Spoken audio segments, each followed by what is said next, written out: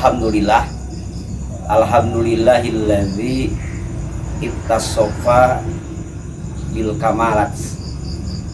Wassalatu wassalamu ala sayyidina Muhammadin alladzi uyyida bil mu'jizat wa ala alihi wa ashabihi alladzi nafa'alul hasanat wajtanabul munkarat. Subhanaka la ilma lana illa ma'allamtana innaka antal alimul hakim wa ma utitum minal ilmi illa qalila. Rabbi shrahli sadri wa yassirli amri wahlul 'uqdatam min lisani yafqahu qawli. Allahumma nawwir qalbi binuri hidayatika kama nawartal ardo binuri samsika. Ya fatai alim iftah alaina fathan mubina. Sahabat saum dakwah di mana saja berada yang dirahmati oleh Allah Subhanahu wa taala. Alhamdulillah, pada malam hari ini kita masih diberikan nikmat, nikmat zahir, nikmat batin, nikmat iman, nikmat Islam, nikmat sehat walafiat. Sehingga dengan nikmat-nikmat ini kita bisa dan masih konsisten melaksanakan apa yang diperintah oleh Allah Subhanahu wa taala, meninggalkan apa yang dilarang oleh Allah Subhanahu wa taala. Salawat dan salam semoga senantiasa dicurahkan kepada baginda tercinta, pahlawan revolusi Islam sedunia, pengikis habis kerikil-kerikil kezaliman, penghancur kebatinan, yakni Habibana wa Nabiyana wa Sayyidana wa Maulana Muhammad sallallahu alaihi wasallam. Sahabat saum dakwah MUI Kecamatan Priuk di mana saja berada yang dirahmati oleh Allah Subhanahu wa taala. Kita sebagai manusia yang diciptakan oleh Allah sebagai makhluk yang paling sempurna. Laqad khalaqnal insana fi ahsani taqwim.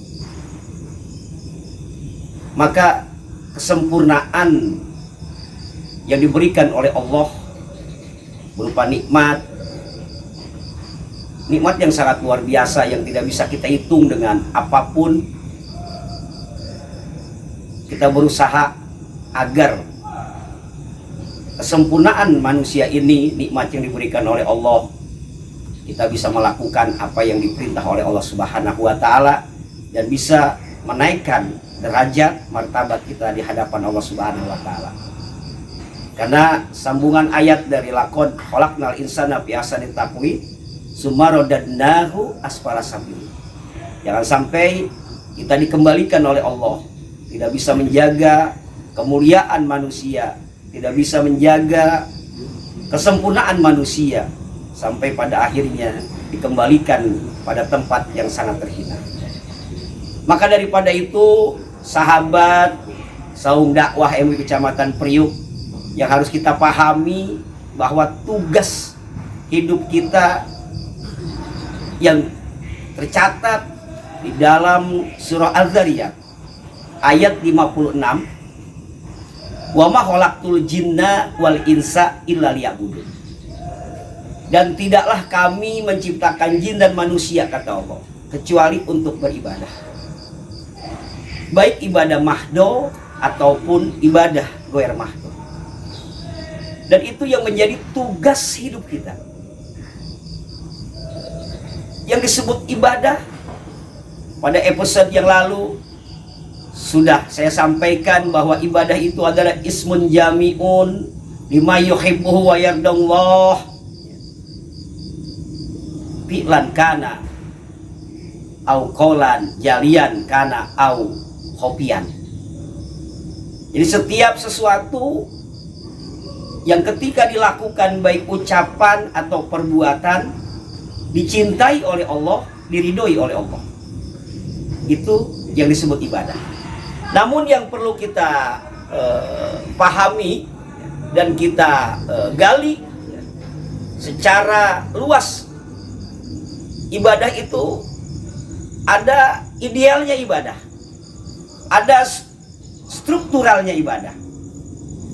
Idealnya ibadah, lakukan ibadah itu innas sholati wa nusuki wa mahyaya wa mamati lillahi rabbil alamin.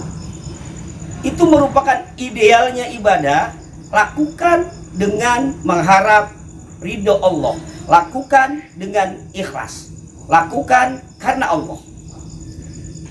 Jangan sampai kita melaksanakan ibadah ada tujuan yang tidak diharapkan oleh Allah Subhanahu wa taala, bukan karena Allah. Inna sholati wa nusuki wa mahyaya wa mamati, bisa saja lil jabatan. Inna sholati wa nusuki wa mahyaya wa mamati, bisa saja lil harta. Inna sholati wa nusuki wa mahyaya wa mamati, bisa saja lil awewe, lil perempuan. Bisa saja inna sholati wa nusuki wa mahyaya wa mamati lil, bukan selain karena Allah. Maka itu kita pahami bahwa ibadah itu ada idealnya. Idealnya adalah lakukan karena Allah Subhanahu wa ta'ala. Yang kedua, struktural daripada ibadah. Struktural daripada ibadah ini, ibadah itu lakukan yang pertama sesuai dengan ilmunya. Kalau ibadah tanpa ada ilmunya, fahuwa mardudatun. Al amalu bi ghairi ilmin fahuwa mardudatun. Amal perbuatan ibadah yang dilakukan tanpa ada ilmunya, tidak sesuai dengan ilmunya, ini ditolak oleh Allah Subhanahu wa ta'ala. Maka tidak sedikit orang-orang nanti menuntut, ya Allah, kami di dunia sholat, kami di dunia ibadah, kami di dunia berbuat baik, mana pahalanya ya Allah? Tapi tidak diberikan oleh Allah. Mungkin dan mungkin secara strukturalnya, ketika ibadah itu dilakukan gegabah, tidak penuh dengan kehati-hatian, dalam arti ibadahnya tidak disertai dengan ilmunya. Yang kedua, struktural daripada ibadah yang diterima oleh Allah adalah lakukan dengan mengikuti ittiba kepada Rasulullah Shallallahu Alaihi Wasallam. Itu struktural ibadah. Idealnya ibadah, lakukan karena Allah. Strukturalnya ibadah agar diterima oleh Allah, lakukan karena Allah. Idealnya, strukturalnya, lakukan sesuai dengan ilmunya, dan lakukan ittiba mengikuti Rasulullah Shallallahu Alaihi Wasallam. Sahabat saum dakwah MUI Kecamatan Priuk, kemudian kita juga harus memahami bahwa ibadah itu ada ibadah badaniyah zohiriyah, ada ibadah badaniyah batiniyah. Ibadah badaniyah, ibadah yang dilakukan dengan jasmani, dengan fisik zohiriyah. Secara zohir itu dilakukan konkret, terlihat. Seperti sholat, itu zohir, kelihatan. Rukuknya, sujudnya, dan sebagainya. Seperti ibadah umroh, ibadah haji, kelihatan. Itu zohiriyah. Yang dilakukan dengan apa? Dengan jasmani, dengan fisik, dan konkret. Jangan lupa, yang kedua, ibadah badaniyah, batiniyah. Ibadah yang dilakukan oleh jasmani, ini lihat batiniyahnya. Rasulullah SAW pernah bersabda, yang mana sabda Rasulullah SAW ini dikemas dalam sebuah doa. Allahumma ja'al sariroti khairam min alaniyati waj'al alaniyati solihah. Ya Allah, jadikanlah nih sariroti, batin kami, hati kami lebih baik min alaniyati daripada zohir kami. Dan jadikanlah zohir kami ini solihatan, selalu berada di dalam kebaikan. Maka dari doa Rasulullah SAW ini, kewajiban bagi seorang muslim yang selain berusaha membenarkan perbuatan zohir, maka kita wajib dan jangan lupa kita juga membenarkan batin atau yang disebut hati. Membaguskan batin harus lebih diperhatikan. Mengolah hati harus lebih diperhatikan. Karena batin, hati dilihat oleh Allah. Sementara zohir, konkretnya itu dilihat oleh makhluk.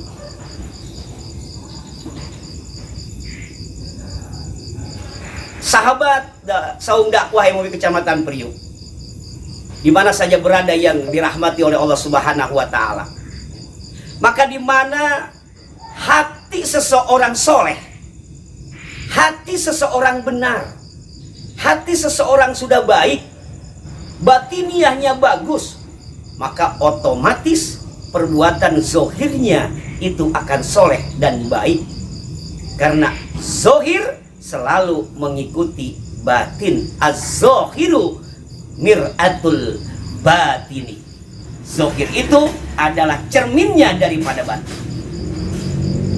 Ibadah zohirnya bagus, sholatnya kelihatan bagus, ibadah hajinya, umrohnya secara konkret ibadahnya dilakukan dengan bagus. Tapi batinnya, hatinya ini tidak bagus. Hatinya penuh dengan kotoran-kotoran, hatinya penuh dengan penyakit-penyakit hati. Maka ibadah seperti itu, na'udzubillahi min dzalik, ini masih disangsikan diterima oleh Allah Subhanahu wa taala. Karena apa? Karena sibuk zohirnya saja, sementara batinnya, hatinya tidak diperhatikan. Sedangkan ibadah diterima oleh Allah harus sinkron dua, zohiriyah dan batiniyah. Ketika batiniyahnya cakep, ngaku-ngaku hati saya ini udah benar, hati saya ini udah bersih, hati saya ini sudah soleh, tapi kelakuan zohirnya rusak. Sholat enggak, ibadah enggak, dia maksiat, tapi mengakui bahwa hati saya ini udah benar, hati saya ini soleh, hati saya ini udah bersih. Ternyata secara zohirnya dia tidak melakukan ibadah, masih melakukan apa yang dilarang oleh Allah Subhanahu wa taala. Maka orang seperti ini adalah orang yang mendustakan dirinya sendiri, dan itu ibadahnya tidak diterima oleh Allah Subhanahu wa taala. Karena apa? Karena batinnya saja, zohirianya tidak. Sedangkan harus sinkron. Sesuai dengan sabda Rasul tadi, Rasulullah SAW bersabda, Allahumma ja'al sariroti khairom min alaniyati. Jadi khairom, jadikan ya Allah hati kami ini lebih baik daripada zohir kami. Berarti ada zohir, ada batin, tidak bisa dipisahkan. Dan Rasul lebih memohon kepada Allah, mengajarkan kepada umatnya, hati kami ini supaya lebih baik daripada zohir, dan jadikan zohir kami ini untuk selalu berada di dalam kebaikan. Nah kemudian orang yang zohirnya cakep, ibadahnya bagus, kemudian hatinya kotor, ini orang ini disebut adalah orang-orang yang melakukan amaliyah, masih ada riya, masih ada tidak karena Allah, dan orang ini penuh kepura-puraan. Orang-orang yang berpura-pura, zohirnya bagus, batinnya tidak bagus. Maka kedua hal ini, ibadah badaniyah zohiriyah dan ibadah badaniyah batiniyah, harus sinkron. Zohir kita laksanakan dengan baik, ibadah kita lakukan dengan baik secara zohirnya, batin kita, hati kita olah, kita bersihkan, kita memohon kepada Allah agar batin kita ini tidak ada penyakit-penyakit hati. Kalau ada penyakit hati, hancur apa yang kita lakukan berupa ibadah-ibadah zohirnya. Itu pada kesempatan yang berbahagia ini, sahabat saung dakwah MUI Kecamatan Priuk yang dirahmati oleh Allah Subhanahu wa taala, bisa kita simpulkan pada season ini bahwasanya kita diingatkan Kita jangan terlalu fokus dengan memperbaiki zohiriah kita, tapi kita berusaha lebih untuk memperbaiki hati kita. Kalau hati kita sudah baik, insya Allah zohir kita akan baik, karena az-zohiru mir'atul batin. Zohir itu pencerminan atau cermin daripada batin. Mungkin itu saja yang bisa saya sampaikan pada sesi ini, episode ini. Mudah-mudahan bermanfaat. Yang benar datang dari Allah, yang salah kekurangan daripada diri pribadi saya sendiri. Mohon maaf yang sebesar-besarnya. Wallahu muwaffiq ila aqwamit thoriq. Ihdinas siratal mustaqim. Wassalamualaikum warahmatullahi wabarakatuh.